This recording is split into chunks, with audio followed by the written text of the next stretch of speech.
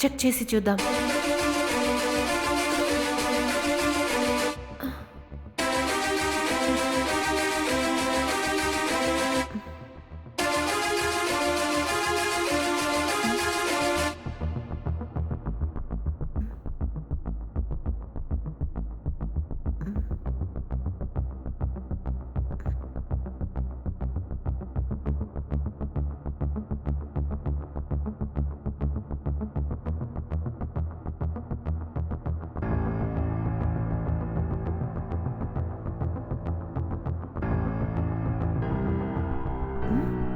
అర్జున్ ఎందుకు నా రూమ్కి వస్తున్నాడు?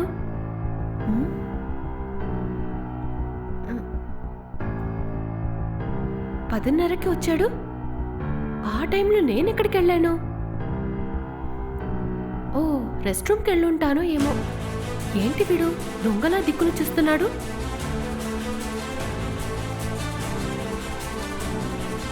ఏంటి తీస్తున్నాడు?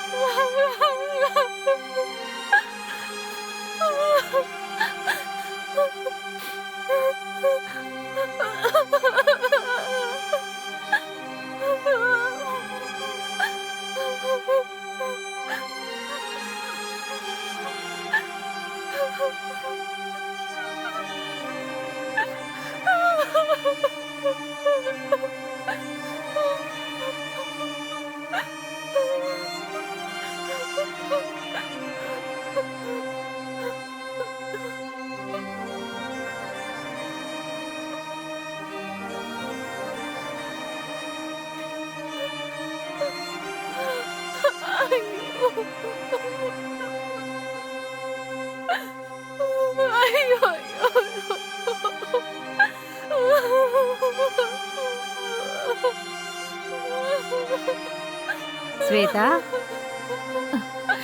శ్వేత, ఏయ్, ఎందుకే ఏడుస్తున్నావు? శ్వేత, ఏమైంది? చెప్పవే. ఏయ్, చెప్పవే.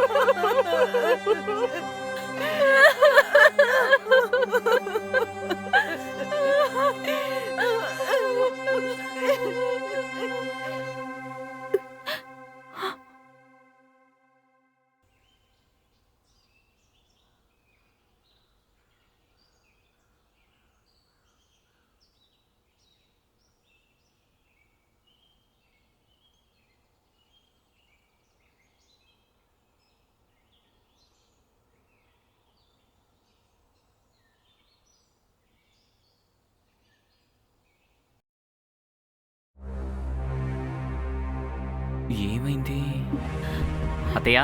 ఏంటి అలా ఉన్నారు? మిమ్మల్ని అత్తయ్య?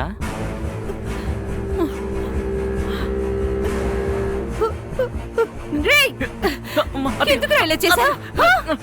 ఎందుకు ఇలా చేసావు?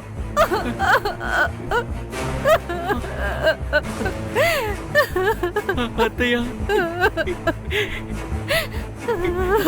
శ్వేత అత్తయ్య నన్ను అలా పిలవకురా.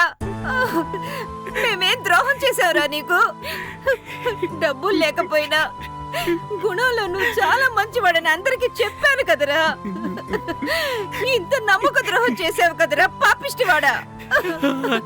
మా కుటుంబ మర్యాదనే నడి వీధికి తీసుకొచ్చావు కదరా. మా అన్న వదిన నిన్ను ఇలాగే పెంచారా? అలా కాదత్తయ్య. నీకెలాగరా ఇలాంటి బుద్ధి వచ్చింది? అయ్యో అయ్యో లేదత్తయ్య, నన్ను క్షమించండి అత్తయ్య. నా ఫ్రెండే అత్తయ్య ఇలా చేస్తే మీ కూతురిని నాకు ఇచ్చి పెళ్లి చేస్తారు అన్నాడు. నువ్వు లైఫ్ లో సెటిల్ అవ్వచ్చని మాయ మాటలు చెప్పాడు అత్తయ్య. నా మైండ్ నే మార్చేశాడు అత్తయ్య. నేను చేసేది తప్పే అత్తయ్య, నన్ను క్షమించత్తయ్య. రేయ్, తనెవర్రా? మీ అత్త కూతురు, నీకు వరసైందిరా. నేనే నీకిచ్చి పెళ్లి చేయాలనుకున్నానురా.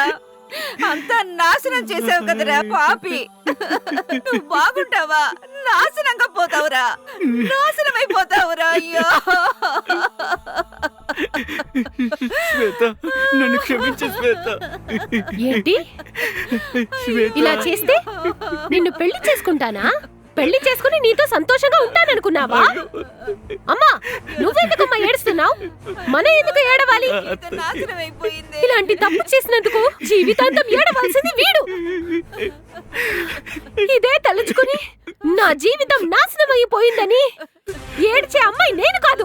అలాగంతా ఇప్పుడు ఏ అమ్మాయిలు ఏడుస్తూ కూర్చోడం లేదు. దీనికి చట్టపరంగా వీడికి ఏ శిక్ష దొరకాలో అందుకు నేను ఆల్రెడీ ఏర్పాటు చేశాను.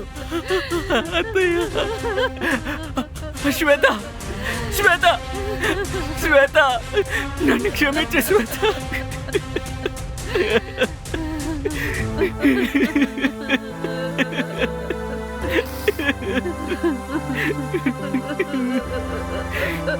పాపిష్టోడా, అంత నాశనం చేసావు కదరా. అంత నాశనం అయిపోయిందే.